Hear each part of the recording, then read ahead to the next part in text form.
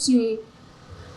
Let us pray for the youth in parishes, in prison, in hospitals, and in psychiatric centers.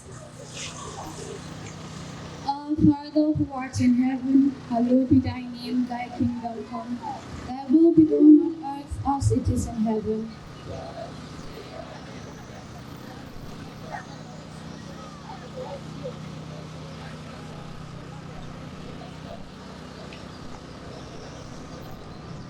Hail Mary, full of grace, the Lord is with thee. Blessed art thou amongst women, and blessed is the fruit of thy womb, Jesus.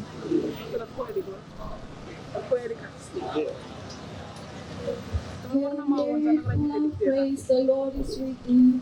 Blessed art thou amongst women, and blessed is the fruit of thy womb, Jesus.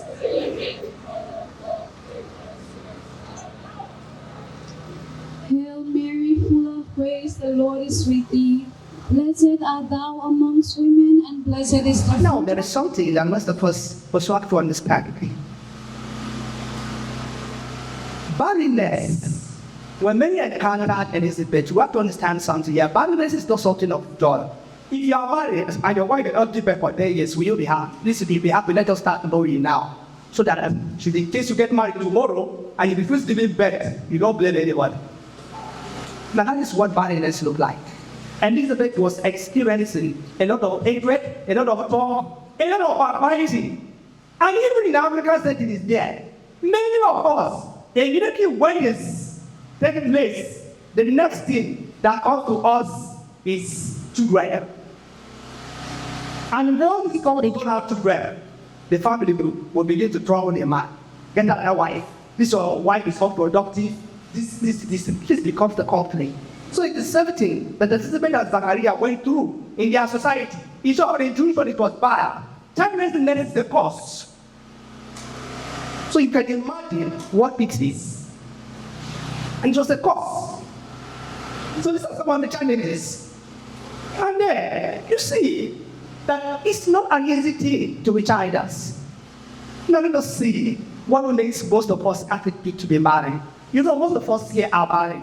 I am not talking about the barrenness of biological setting where you need to give birth, because 85% of it, if not 100, after that. I am not a medical doctor, so I can't ascertain that. But please, from what I have said, you look healthy, and I guess you should be healthy biologically. Now, it's quite accurate. There's something called spiritual barrenness. Most of us are spiritually married. When I think us, I didn't leave you alone, I think all of us. So it's an inclusive one. And what about is there? You see, there is something that is fast eroding. Most of us youth are not convinced of the presence of Jesus in the Eucharist. That's what we're going to think on it. Now, in one worship on Sunday, I have been pointing about this. During Corpus Christi, we had a festival coming around the diocese. We have hundreds, thousands lining up for festival coming. They go dancing, singing. Tomorrow is Sunday. Some of them will not be going to say coming. Because they are not interested in the body of Christ, they are interested in the paper. Something he did. I had hands. I said, now, the picture. And now, in the festival communicate. That's the first barrenness. And they are not the only ones. Ask yourself, sit down here. When was the last time you received communion and even went for confession following now? Most of us don't like hands. Because we are only innocent. We are holy. Only you don't see. And single people are not holy. So because we are holy, we make confession. You don't go.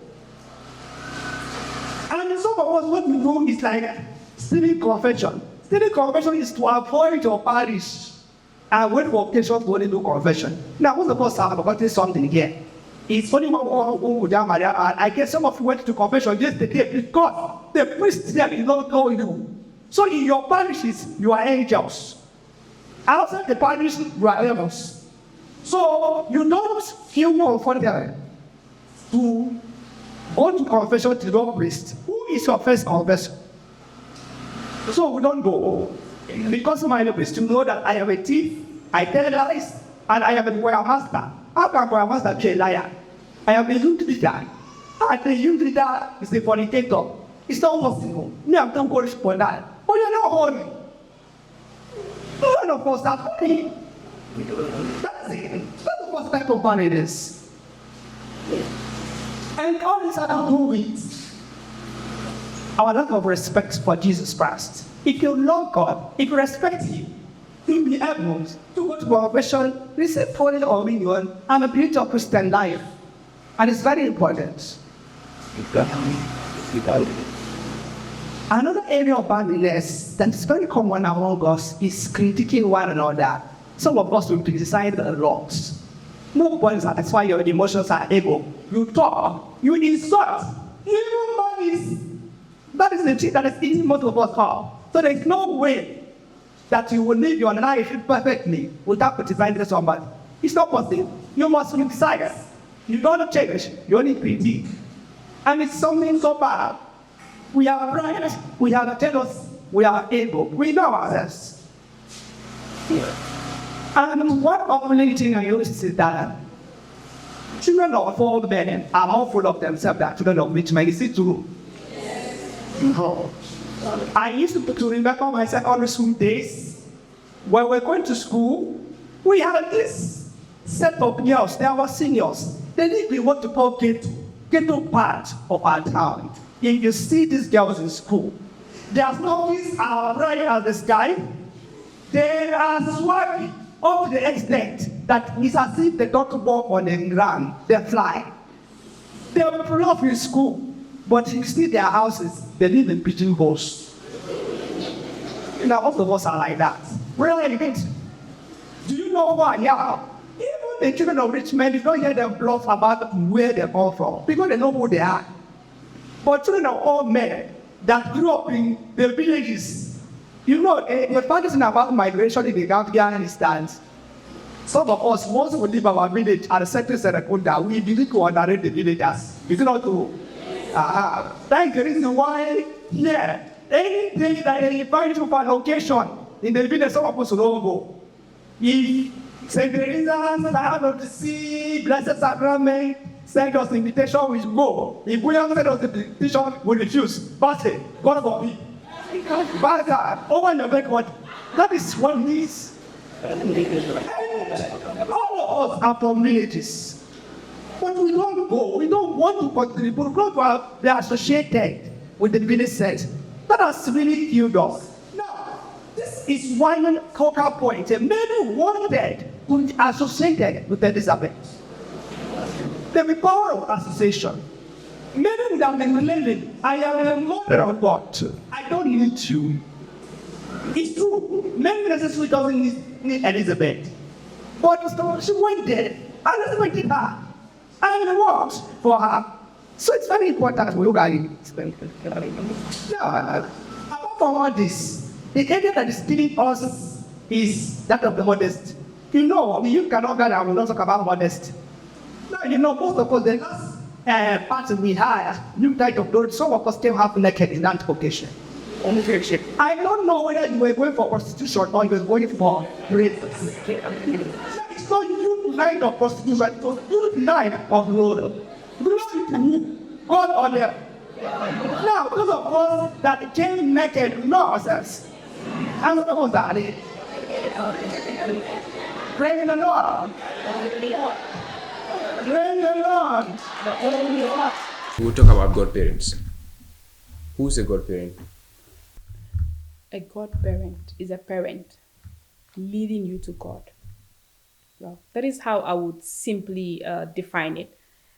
Okay. But basically, a godparent is somebody who is nurturing a young, growing Christian to the faith, strengthening that person or journeying with that person in their faith. And in the Gambia here, we receive baptism most of the time when we are very young, mostly when we are kids, toddlers. All right? And at that time, you're supposed to actually profess or witness, and you're supposed to make certain pronouncements. But because of your age, you're unable to do so. So the godparents now are there to witness on your behalf. And it is their responsibility, because even at baptism, we're being reminded as godparents that these kids are kept in our care. In as much as they have parents, yes, but we are also supposed to help these parents to bring up these children in the way of the Lord, because that is what the Bible commands us to do. So the godparents now come into play in the spiritual aspect or the spiritual life of the child, in as much as the parent is there, perhaps to do so as well, and to help the child morally and physically and all the like. But godparents mostly have to do with the spiritual growth of that particular person, be it a boy or a girl.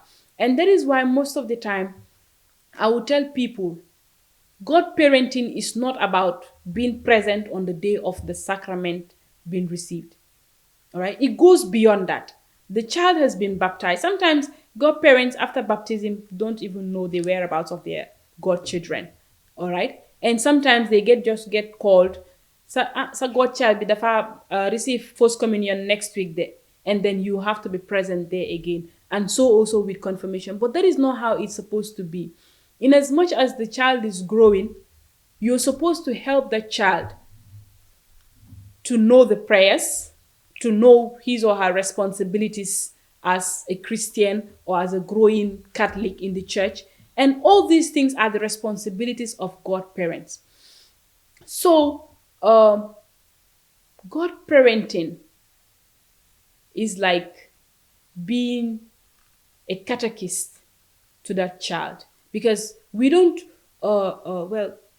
now classes, confirmation classes, we have it either for a year or two at most, all right? That is not enough for you to grow as a believer. That is not enough. That is not enough to say, I know the entire Bible and now I know the faith, I am able to do this. This is learning, they say, is a gradual process. You go on with it until the day you take your last breath. So godparents are supposed to journey with their children throughout their lives, even when they are not going to class to receive a particular sacrament. Okay, can a person change his godparent? Like if you think so, your godparent is not actually doing the right things the godparent should be doing. Ordinarily, we are not supposed to, but well, yes, you can. All right. Let's say, for instance, in the Catholic Church, your godparent, if not married in the church but is cohabiting, cannot qualify to be your godparent. So in that instance, perhaps when you were receiving the sacrament, the first two sacraments, maybe he or she was single and has actually received most of these sacraments, all the sacraments of initiation. So now that you're to be confirmed, this person is cohabiting with somebody.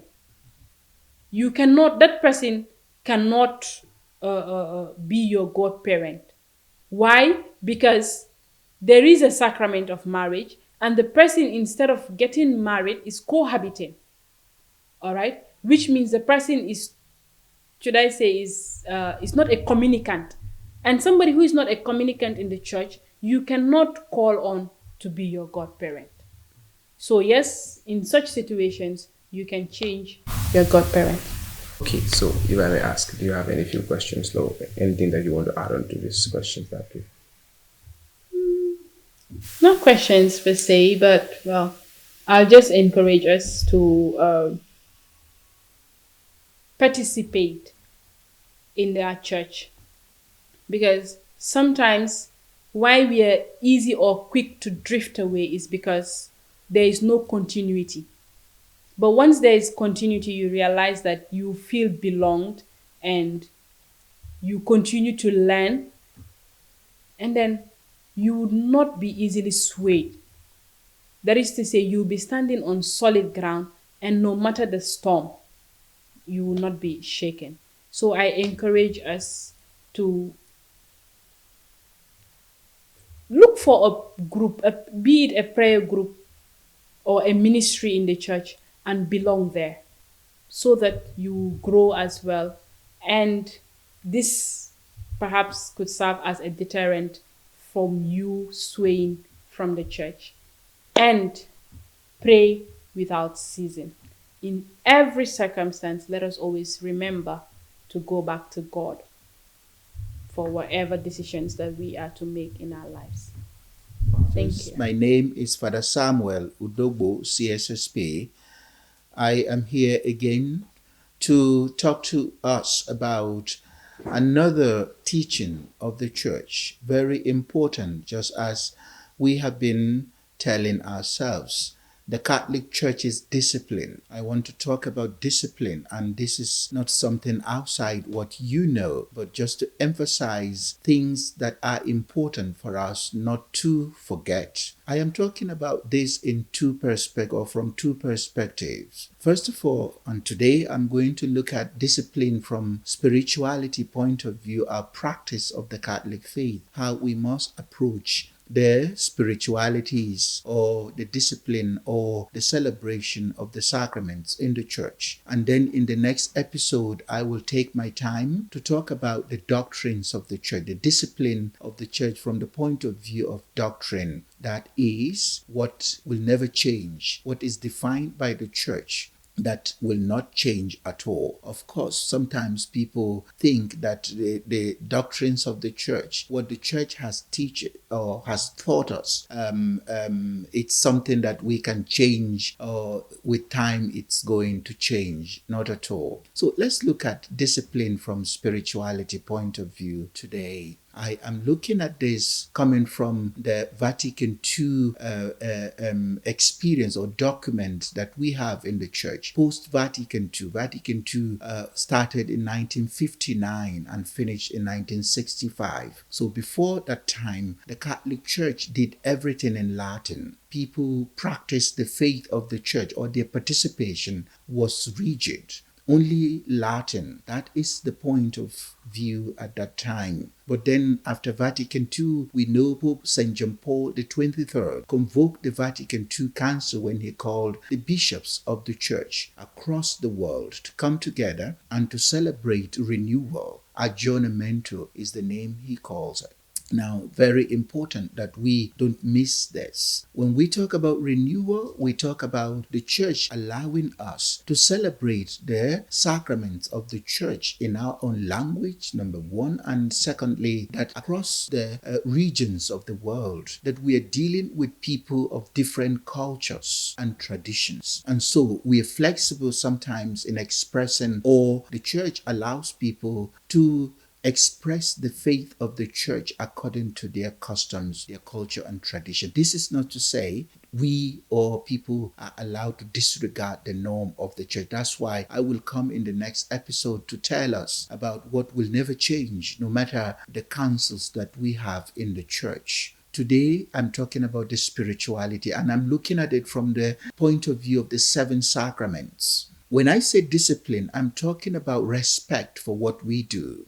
Discipline in this sense is simply that I am a Catholic, and when I approach the celebration of any of the 7 sacraments, I approach it with every respect that is required. So this is necessary for us to know. Sometimes when people listen to priests speak, they say, we are confused. You are not telling us one thing. The church is universal and the church is diverse. There are things, and I'm saying repeatedly, that we cannot allow anybody to even tamper with from the point of view doctrine. But there are things that, as I talk about flexibility, we know that it's important and it's possible for people, or people are allowed to express according to their custom or tradition. Now, the sacraments. Let's look at the Eucharist, number 1. The celebration of the Eucharist. There are so many abuses these days when you stand in the church celebrating the Mass. When I say abuses, I'm talking about people doing the things they are not supposed to do, not approaching the sacrament with respect. So many of them, beginning from the dress code, our dress code. Sometimes people feel like they are going to disco hall or whatever, I don't know. I personally don't spend my time talking about dress code because I respect maturity of people, and I expect that Catholics who are coming to Mass know that they are approaching the throne of God. They are approaching the Holy of Holies. They are going to receive communion. And so they will appear decent. Decency is the spirituality there. So why should we spend our time advising matured people every day? The Catholic Church emphasizes formation of the human conscience. That is what the Catholic Church is, not emphasizing one thing forever. When we are taught, we are expected to learn, to understand, and to put into practice. So we have so many of these things. People approaching Holy Communion walk anyhow in the church. This is the kind of discipline I'm talking about. You lose the sense of the spirituality I'm referring to here. So people who are Catholics and are coming to the Catholic Church must understand that they are coming to celebrate, worship God. And so they must approach the sacrament or the celebration of the Eucharist with total respect. There are so many of them we want to talk about here, we wouldn't finish. But it's important. The readers in the church must have the decorum. Decorum simply means respect, or how you can approach anything with respect. The people who sing in the church must understand that the Catholic Church is systematic, and the way we worship, nobody enters the Catholic Church for the first time and not talk about how disciplined the church is. If we allow the celebrations to be or to take place anyhow, people would not respect the church. And it is because of what we do that people respect the Catholic Church. So we cannot lose our sense of respect of the divine. We have to emphasize that singing in the church, our hymns must go according to the readings. Look at how systematic the readings that would take place or that are proclaimed in the church are placed by the church. This is important. Choir, you cannot just sing anyhow in the church. That is discipline. You must go according to the spirituality of the day. And I think it's important for me to say this. We keep talking about or saying people criticize us that we worship Mary. Sometimes our attitude communicates that. Simply after Mass, we are not supposed to every day sing the hymn to Mary after Mass. It's Jesus we worship, God we worship. After Mass, praise God, not hymn to Mary. When we celebrate Mary, that is fine. But when we finish Mass, something like that. It's simple, but it's really important. And it's deeper than sometimes how we say it. So it's important for us to know that when we are coming to the church, we should come to the church. At the back of our minds, we should know that we are going to worship God. When you look at the other sacraments as well, especially the celebration of baptism, confirmation, and marriage, I'm putting these together because these celebrations, when we are coming, we have visitors, people who are not Catholics. And sometimes we mislead them. I'm saying mislead because we ourselves approach the church anyhow. We arrive when the readings are on and we walk through the aisles and come to the front of the church and sit there. In the Catholic Church, when we talk about discipline, there are times during the celebration of the Mass, the church warden know, or we call them ushers here, know when they will allow people to enter the church. You don't do things the way you want to do it. That's why sometimes people go see things happen in different Christian other churches and then they want to come and have that, or they challenge the priest. Oh, we have to look at this, we have to do this and that. You cannot bring your own teaching or way of worship into the Catholic Church. You have to respect what the church has for us. It's a brilliant standard that is given to us. The way of life, liturgy, public worship, and it has discipline that goes with it. So I advise people who approach the church with their visitors on the day they are celebrating, joyful celebration of the sacrament of baptism, confirmation, or marriage, to advise their visitors and to tell them exactly how they must behave in the Catholic Church. Photographers, people who bring photographers to the church, Tell them, especially the ones who are not Catholics. And for those who are Catholics and are listening to me, I think it's important, watching me and listening, it's important for you to know the points where you will stand in the Catholic Church to take a picture. During the Eucharist consecration at Mass, you see photographers running up and down helter-skelter in the church, blocking the people. That is wrong. And we must advise them. This is important. And if we do not do this, if we don't respect the spirituality, then we can explain why most people will receive these sacraments, and after 2 days, we go back to gossiping about how they are misleading themselves, how they are into the world, how they can't be redeemed. This is not the way we should practice our faith. We are there to advise each other, and we have to respect that. The sacrament of ordination, I am saying this to you from the point of view of respect. Hebrews chapter 5 verse 4 talks about no one takes this honor upon himself, but he is given the honor by God, just as Aaron. This is a famous phrase that you have priests use for their souvenir, ordination souvenir. Respect for priests doesn't mean you are respecting the person.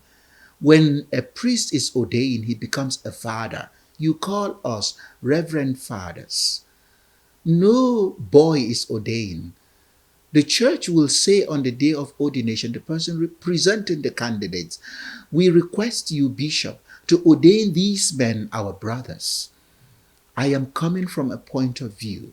Sometimes people think they can do or say whatever they want to say to their priest. There is discipline there. Remember, it's a sacrament, and I'm talking about how we must approach the sacrament, every sacrament, with the utter respect that is required.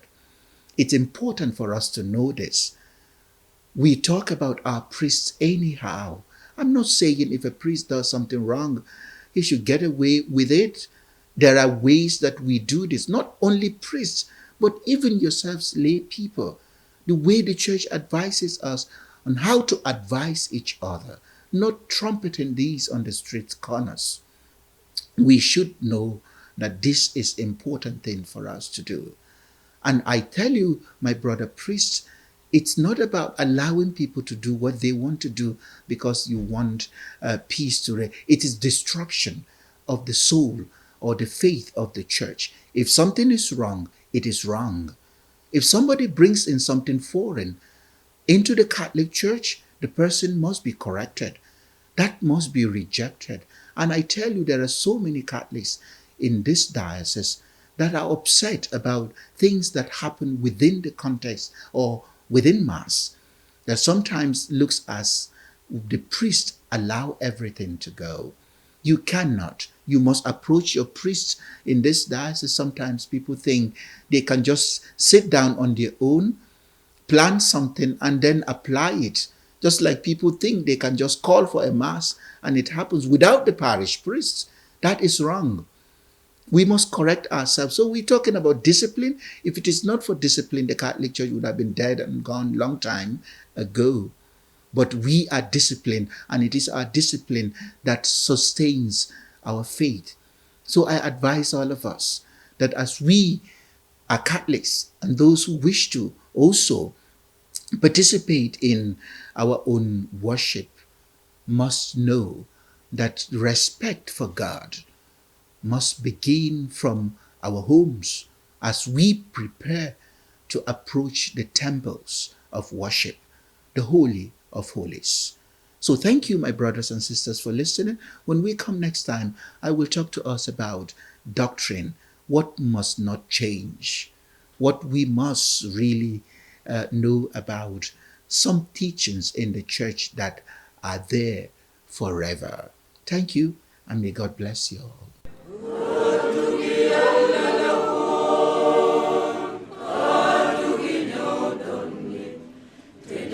Sonyo be